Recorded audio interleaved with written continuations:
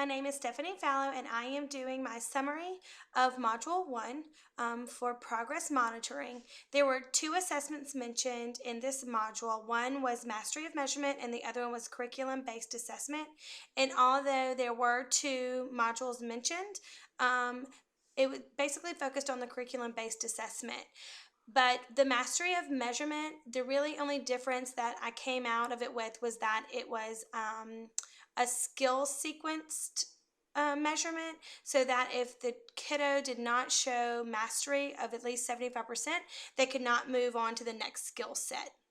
Now, going back to the curriculum-based assessment, coming from a self-contained classroom for the past 5 years, I have not really had to focus on any of these assessments or trying to locate at-risk students, just because all of my children come in with at-risk academics, and almost all of them are functional based, and we work on life skills and social skills. So it was a good review for me.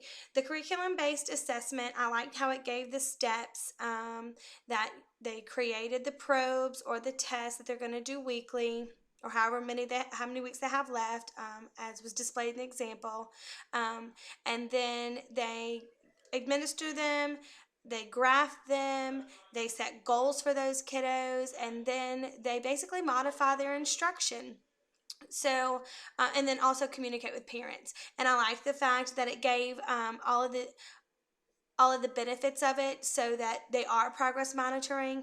They are able to identify what's not working, and then modify their instructional planning and methods, and also to identify those at-risk students.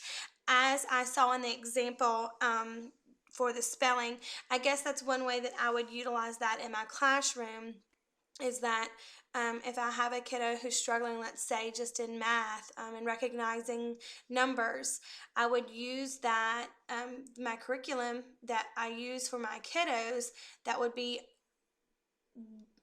kind of adjacent to what like my kindergartners do, even though their IEPs are standard based and we only have a certain amount of goals for each subject. I still like to teach a wide range of skills to them.